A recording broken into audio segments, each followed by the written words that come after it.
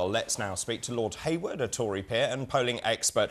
Lord Hayward, thank you very much indeed for your time this morning. What's your take on this morning's results? I think you would say that actually this is a good night for Labour.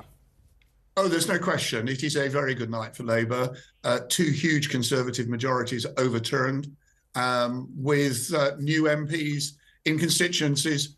Mid Bedfordshire, as you said, doesn't return a Labour MP.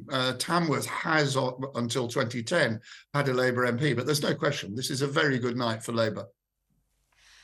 And in terms of the predictions of this, Tamworth, this could not have been predicted some weeks ago, could it? And in Mid Bedfordshire, actually, it was expected that the Lib Dems and Labour were going to be splitting the vote and potentially returning a Tory candidate. That hasn't happened. I think in the question of Tamworth, it was foreseen that Labour, because they were the only opposition, would probably win. I and the vast majority of people thought that that would be the case in Tamworth. In Mid-Beds, it was a case of we don't know who, because, as you said, Labour and Lib Dems have been knocking hell out of each other to try and establish who was the person to oppose the Conservative Party.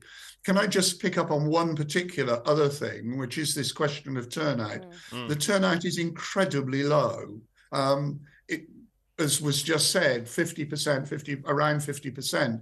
But in both cases, it looks as if almost 20,000 votes have gone missing. People have just stayed at home.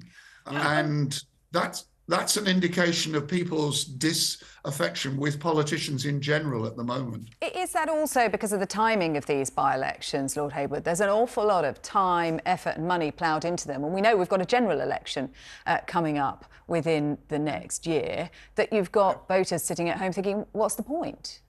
No, do please call me Robert, but no, as far as I'm concerned, and if you look at history, the turnouts at by-elections, they're always a lot lower than a general election, no question about this. But in the case of Mid Bedfordshire, three parties were working so hard to get the vote out, Labour, Conservative and Liberal Democrats. There's no reason for this fall-off, which normally we'd be sitting here and saying this is by-elections is a protest vote. This almost appears to be a protest non-vote. And what is striking is the consistency in both seats of the fall in turnout. And I'm afraid it does worry me that come the next general election, we will see a marked turnout in general because people appear to be disaffected with politics and politicians in general. I mean, clearly people will dissect these results. The Lib Dems in Tamworth went from 2,500 votes down to 417.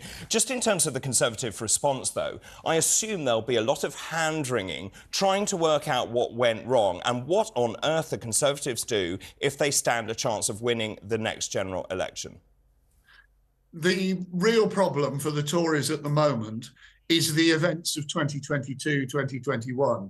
There's no question that all polls canvassing on the doorstep, you get the message that people have been completely fed up with the behaviour of the Tory party, the government, Boris Johnson, Liz Truss, etc. And as yet, despite the period of stability from Rishi Sunak, the public haven't forgiven him. And therefore, at the moment, they are either voting for another political party, although that's relatively limited in these two results, but they're also sitting on their hands and saying, we won't support you. So he's got to continue in a period of stability. He's got his budget coming up in what is it, 2 weeks' time, 2.5 weeks' time. He's got to get a consistent message. And for example, on the prime issue, which all polls show is the economy stroke inflation, inflation is coming down, but worryingly slowly for the government. Robert Hayward, Lord Hayward, thanks very much indeed for joining us.